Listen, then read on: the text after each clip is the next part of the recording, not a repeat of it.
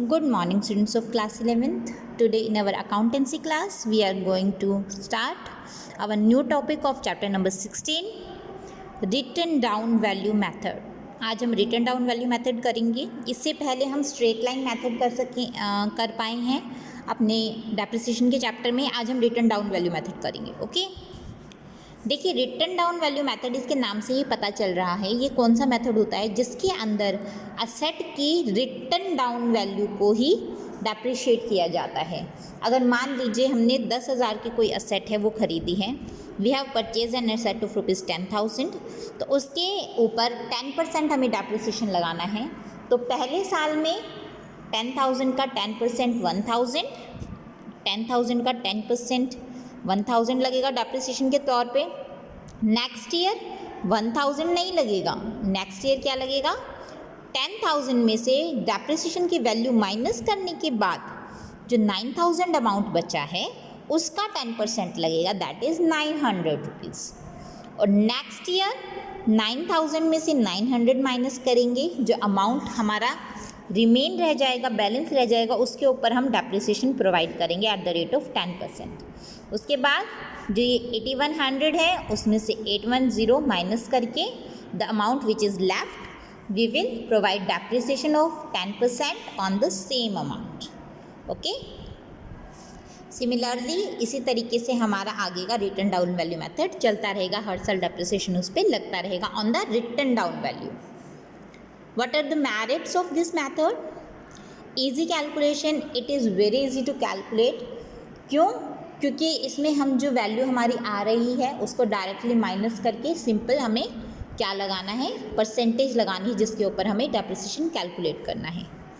Rate पे calculate कर देते हैं. इक्वल चार्ज, इनकम पे हमारा इक्वल चार्ज रहता है. क्यों? देखिए, जब हमारी मशीनरी, आपको भी पता है, जब हमारी मशीनरी नई नई होती है तो उस वक्त उसमें टूट फूट कम होती है, उसमें रिपेयर के चांसेस कम रहते हैं, तो उस वक्त डेप्रिसिएशन हमारे में ज़्यादा लगेगा. लेकिन जैसे जैसे मशीन हमारी ख़राब होती पुरानी होती रहती है, उसमें रिपेयरिंग के चार्जेस हमेशा बढ़ते रहते हैं, है ना. तो जैसे जैसे हमारी मशीनरी पुरानी होगी उसमें डेप्रिसिएशन कम लगेगा, लेकिन रिपेयर के चार्जेस आगे बढ़ जाएंगे. तो उसी के अकॉर्डिंग हमारा जो प्रॉफिट एंड लॉस पे जो बर्डन है वो कम रहेगा. ठीक है, तो कंबाइंड इफेक्ट हो जाता है, इक्वल चार्ज हो जाता है हमारा इनकम के ऊपर. लेटर ईयर पे अनड्यू प्रेशर नहीं रहता. अगर हम 1,000 का डेप्रिसिएशन लगातार हर साल लगाते रहेंगे तो लास्ट वाले ईयर में भी 1,000 का ही डेप्रिसिएशन लगेगा. This is not practical. ये रियलिटी की सिचुएशन नहीं है, ये रियलिटी में नहीं होता है, प्रैक्टिकलिटी से ये दूर है. ठीक है. Balance of asset is never written off to zero. कोई भी असेट हो उसकी वैल्यू कभी ज़ीरो हो ही नहीं सकती.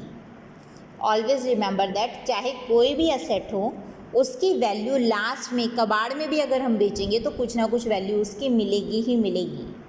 ठीक है, कभी भी उसको हम ज़ीरो लिख ही नहीं सकते. Approved method by income tax authority, government द्वारा, इनकम टैक्स अथॉरिटी द्वारा ये written down value method approved method है.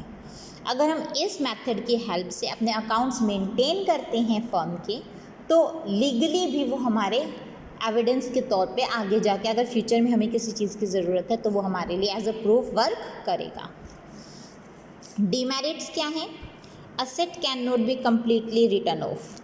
असेट्स जो हैं वो पूरी तरह से राइट ऑफ नहीं कर सकते हम. ठीक है. Omission of interest factor. देखिए, जो पैसा हमने असेट को ख़रीदने में लगाया है वो अगर हम किसी को बाहर लोन देते तो हमें इंटरेस्ट मिलता. ठीक है, लेकिन यहाँ पर इंटरेस्ट मिलता मतलब किसी ना किसी तरीके से हमें इनकम होती. वो फैक्टर यहाँ पर इग्नोर किया गया है. कैसे? कि जो पैसा हमने असेट में लगाया तो वो हमें कुछ रिटर्न भी तो दे रहा होगा ना. असेट में मतलब मशीनरी से जो भी चीज़ खरीदी है तो वो हमने प्रोडक्शन में लगाई होगी. प्रोडक्शन पे लगाने के बाद उससे हमें कुछ ना कुछ इनकम भी तो हो रही होगी. तो वो फैक्टर इसको जो रिटन डाउन वैल्यू मेथड है उसमें पूरी तरह से ओमिट किया गया, उसमें छोड़ दिया गया है. Difficulty in determining the rate of depreciation. किस असेट पे कितना डेप्रिसिएशन लगाना है ये बहुत मुश्किल है. रेट डेप्रिसिएशन का तय करना it is not an easy work. ठीक है, कितने % हमारी हर साल खराब जाएगी या फिर कितने परसेंट डेप्रिशिएट होगी machinery, it is not an easy task to find out. Knowledge of original cost and up to date depreciation not possible. Original cost और आज तक का जो डेप्रिसिएशन है, प्रॉपर नॉलेज, एग्जैक्ट वैल्यू हम नहीं बता सकते कि कितना डेप्रिसिएशन लगा है, कितना होना चाहिए था, अभी तक इस मशीन की क्या वैल्यू रहेगी, वो सब चीज़ें हम आप कह सकते हो एक्यूरेसी के साथ नहीं बता सकते. सूटेबिलिटी, ये कहाँ सूटेबल रहता है? वहाँ ये सूटेबल रहता है where the life of an asset is quite long, जिस सेट की वैल्यू लाइफ लॉन्ग रहती है, लंबी होती है, और रिपेयर्स के जो चांसेस है वो लेटर ईयर में ज़्यादा रहते हैं, रिपेयरिंग के जो चांसेस हैं. डिस्टिंक्शंस हैं, there are the differences between straight line and written down value method. ये काफ़ी इंपॉर्टेंट है बेटा. डेप्रिसिएशन, इस पे इक्वल डेप्रिसिएशन लगता है, इसमें decreasing depreciation goes on decreasing year after year. Calculation का बेसिस क्या है? ये ओरिजिनल कॉस्ट पे होता है, ये रिड्यूस्ड कॉस्ट पे होता है. ज़ीरो लेवल, इसमें कैन बी ज़ीरो हो सकती है वैल्यू असेट की, इसमें ज़ीरो नहीं होगी. कंबाइंड इफेक्ट ऑफ डेप्रिसिएशन इसमें नहीं शो किया जाता, इसमें शो किया जाता है. रेट ऑफ डेप्रिसिएशन इसके अंदर लो होता है, इसके अंदर हाई होता है. अप्रूवल ऑफ इनकम टैक्स, ये अप्रूव्ड नहीं है इनकम टैक्स अथॉरिटी के द्वारा, ये अप्रूव्ड है.